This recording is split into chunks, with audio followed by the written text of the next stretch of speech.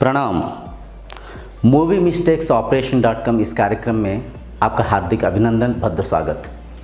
आध्यात्मिक चिंताधारा की कमी की वजह से, धर्म के प्रचार प्रसार ठीक से ना होने की वजह से, धार्मिक ग्रंथों की चर्चा ना करने के कारण समाज आज स्वार्थी बन रखा है। हर कोई लोभ रूपी लाभ के पीछे कार्य करते हुए समाज के अशांति के कारण बनते जा रहे हैं। तो अपना इस कार्यक्रम के मुख्य उद्देश्य ये है कि धर्म को ठीक से समझना, आध्यात्मिक चिंताधारा को हम ठीक से परखते हुए भगवत सत्ता को पहचानना और धर्म की स्थापना करते हुए समाज में शांति को पुनः स्थापना करने के प्रयत्न करना। देखिए, जो सोशल मीडिया है, टीवी है, सिनेमा है, ये बहुत ही बड़ा प्लेटफॉर्म है। अगर ये सोशल मीडिया, टीवी, सिनेमा चाहे दोबारा समाज को सुधार सकता है, समाज में फिर दोबारा शांति की स्थापना करते हुए सत्य युग की स्थापना कर सकता है, लेकिन ऐसे हो नहीं रहा है। TV, media, movies, social media, हर कोई अपने लोभ में पड़े हुए हैं, अपने टीआरपी के पीछे भागते हुए क्या प्रचार कर रहे हैं। जो भी सिनेमा बन रहा है, जो भी टीवी में सीरियल्स वगैरह बन रहा है, उसके प्रभाव मनुष्य के ऊपर क्या पड़ता है, समाज के ऊपर क्या पड़ता है, किसी का कोई लेना देना नहीं है। सब कोई, हर कोई अपना पॉकेट गर्म करने में लगे हुए हैं। तो अपना ये जो मूवी मिस्टेक्स ऑपरेशन.com के जरिए हम जो भी वो तमाम मूवीज़ बन रखा है जो कि भगवान के ऊपर, धर्म के ऊपर बन रखा है, उनमें जो भी कमी है उससे हम समझने के प्रयत्न करेंगे और धर्म को ठीक से समझेंगे, धार्मिक चिंताधारा को मन में धारणा करते हुए पुनः इस संसार में शांति की स्थापना करने में सहायता होंगे। तो पहले हम पीके मूवी को छोटा छोटा एपिसोड्स में समझने के प्रयत्न करेंगे। जो मिस्टेक्स है उससे हम उसका उद्देश्य को, उसके कारण को समझकर, उससे परख कर धर्म को ठीक से समझने के प्रयत्न करेंगे, भगवान को ठीक से समझने के प्रयत्न करेंगे। तो पहले इस मूवी को देखिए। जो छोटा सा बिट आप देखेंगे उसके बारे में आज हम चर्चा करेंगे।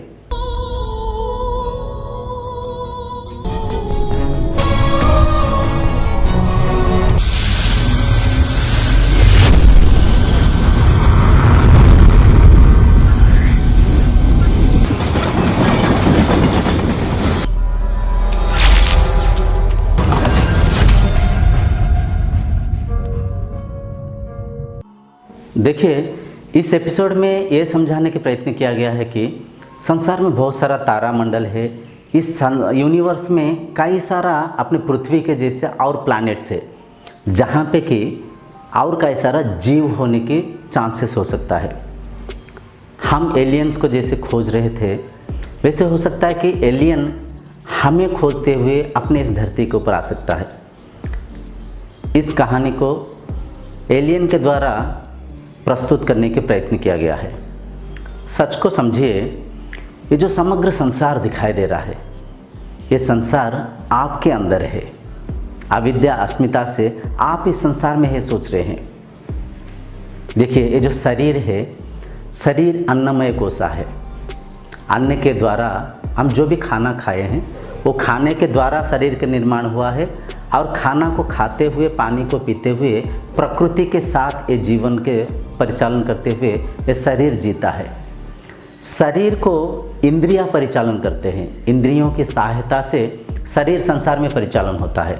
आंख देखता है, कान सुनता है, जीभ के द्वारा हम चखते हैं, नाक के द्वारा गंध सुगंध को लेते हैं, त्वचा और हाथ पैर, मुंह, मल मूत्र द्वार, ये सब क्या है, इंद्रियों के द्वारा ये शरीर परिचालन होता है।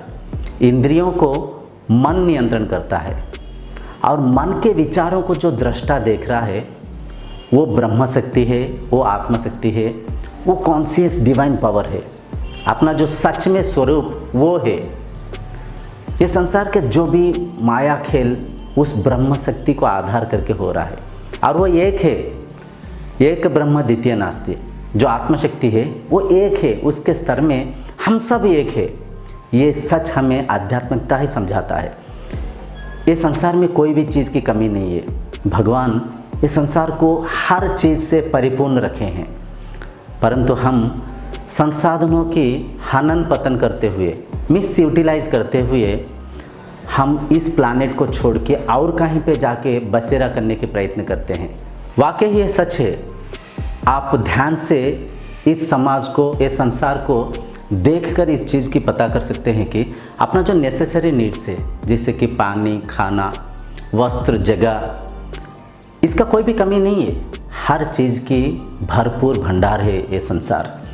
लेकिन हम स्वार्थी बनकर, हम अपना मोह में, लोभ में, संसाधनों की दुरुपयोग करते हुए, प्रकृति के विरुद्ध कार्य करते हुए, अप्राकृतिक कार्य करते हुए हम इस संसार को विनाश कर रखे हैं। जहाँ पे हम ध्यान देना चाहिए वहाँ पे ध्यान नहीं देते। जो पेड़ पौधों को काटते जा रहे हैं, वनस्पतियों के हनन पतन करते जा रहे हैं, खान पान के ऊपर हम ध्यान नहीं देते हैं, उल्टा सीधा खेत में हम कई सारा खाद मिलाते हैं, हाइब्रिडाइजेशन, जो जीव जंतु के ऊपर हम कई सारे एक्सपेरिमेंट करते रहते हैं, मिसाइल्स, कोई अंतरिक्ष यान भेजते रहते हैं। हमारे मन में ये आता है कि इंसान लोभी बन चुका है ना, उसका स्वरूप क्या जानता नहीं है। वो इस सीमित शरीर सोचकर इस शरीर के साथ संसार के अन्य शरीरों को तुलना करते हुए, खुद के स्वरूप को, स्वभाव को ना जानते हुए अनजाने में अशांत होते रहता है। सच तो ये है, आप ये शरीर नहीं है। ये शरीर, इंद्रियां, मन, बुद्धि, चित्त, अहंकार को चलाने वाला ब्रह्म शक्ति है। आप इस संसार की रचना किया हुआ रचना करता है, परिपालक है और विनाशक है। उस ब्रह्म तत्व को जानना, पहचानना ही इस जीवन की सर्वोच्च प्राप्ति है।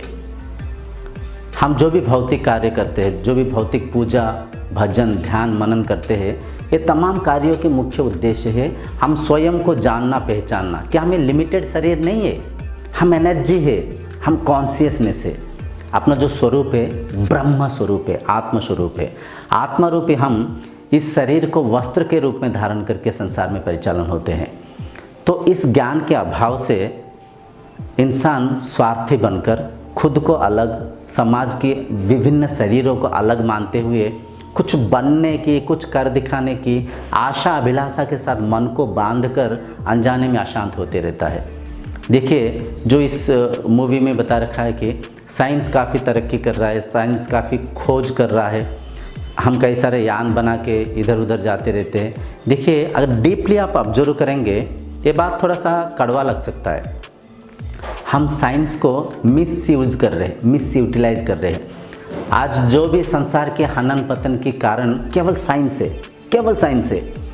अगर आप नेचुरली नेचर के साथ अटैच होते हुए रहेंगे, आपका शरीर भी आरोग्य रहेगा, मन भी शांत रहेगा, आप सक्षम रहेंगे, शांति आनंद के साथ इस जीवन को बिता पाएंगे। हम नेचर के ऊपर, जीव जंतुओं के ऊपर और खाद्य पदार्थों के ऊपर, पेड़ पौधों के ऊपर कई सारा एक्सपेरिमेंट करते रहते हैं। हम कुछ कर दिखाने के मोह में प्रकृति के विरुद्ध कार्य करते हुए, अप्राकृतिक कार्य करते हुए, आधार्मिक काम करते हुए संसार के हनन पतन करते रहते हैं। सच तो यह है, साइंस को हम मिस यूटिलाइज कर रहे हैं। पुराने ज़माने में देखिए, शरीर भी आरोग्य रहता था, हर काम काज को लोग कर पाते थे, 100 दिन जी पाते थे। मैनुअली नेचर के साथ अटैच होते हुए शांति आनंद के साथ उनके जीवन को बिताते थे। दिन प्रतिदिन हम सोच रहे कि साइंस तरक्की करते जा रहे हैं। ना ना ना ना ना, साइंस समाज को विनाश करने में लगा हुआ है। 5G टावर्स के निर्माण करना, मिसाइल्स के निर्माण करना, ग्लोबल वार्मिंग सृष्टि करना, पेड़ पौधों को काटते हुए फैक्ट्री के अंदर से धुआं, जल प्रदूषण, वायु प्रदूषण, क्या कुछ हम विनाश नहीं कर रहे। क्या आपको लग नहीं रहा है साइंस को हम दुरुपयोग कर रहे? वाकई ही साइंस को हम दुरुपयोग कर रहे हैं। तो इसमें जो दिखा रखा है, जो प्लैनेट्स के अंदर कोई आके एलियंस वगैरह देख रहे हैं, इस बात को ध्यान से समझने के प्रयत्न करिए। इंसान भौतिक संसार को परखने के प्रयत्न करते रहता है, कई सारे एक्सपेरिमेंट करते हुए बाहर की चीज़ों के ऊपर, तथ्यों के ऊपर, पेड़ पौधों के ऊपर, साइंस के द्वारा कई सारे एक्सपेरिमेंट करते रहता है, लेकिन खुद को पहचानने के प्रयत्न नहीं करता है। जिस दिन आप खुद को समझ पाएंगे, खुद के स्वरूप को, स्वभाव को जान पाएंगे, मन मुक्त हो जाएगा। इस चीज़ को आप पहचान पाएंगे कि आप में ये समग्र संसार विद्यमान है, आप इस संसार के दृष्टा है, आप सीयर है, ये संसार सीन है। जिस पल स्वयं को आप जान पाएंगे तो मन शांत हो जाएगा। ये जो पागल बन के हम संसार के रेस में भाग रहे हैं, ये रेस रुक जाएगा, ये भागदौड़ रुक जाएगा। तो इस बात को मन में बिठा लीजिए, संसार के जो भी वस्तु, जो भी शरीर, जो भी पदार्थ है, एक दूसरे के साथ कनेक्टेड है, एक दूसरे के साथ जुड़ा हुआ है। इंटरनली हम सब कनेक्टेड है, क्योंकि हम सबका सोर्स एक है, हम सबका सोर्स बेसिक सब्सटेंट एक है। वही ब्राह्मण है, वही ब्रह्म शक्ति है, वही डिवाइन पावर है, कुछ भी कहिए, नाम तो कई कुछ हम दे रखे, वही भगवान है। उस स्वरूप को जानना, पहचानना इस जीवन के उद्देश्य है। तो जो साइंस तरक्की करते हुए हम समाज में तरक्की कर रहे हैं, ऐसे सोचते हुए व्याकुल व्याग्र होके, चंचल होके समाज में भागते रहते हैं। कुछ पल ठहरिए, बैठिए कहीं पे, शांत होके इस समाज को परखिए, हम क्या कर रहे हैं। नेचर के साथ विरुद्ध, प्रकृति के विरुद्ध कार्य करने की प्रतिफल परिणाम को आज हम भुगत रहे हैं। तो आज के चर्चा को यहीं पे रखेंगे। अगले चर्चा में हम इंडिया पाकिस्तान के बारे में कुछ चर्चा करेंगे और धर्म को समझने के प्रयत्न करेंगे। धर्म को हम मानते हैं, लेकिन धर्म क्या है नहीं जानते। धर्म को ना जानने के कारण धर्म को अपना पराया में भेदभाव करते हुए, बांटते हुए कई सारा धार्मिक झगड़ा करते हैं। इस कार्यक्रम को यहीं पर रखते हुए अगले कार्यक्रम तक आपसे विदाई मांगता हूँ। तब तक के लिए प्रणाम।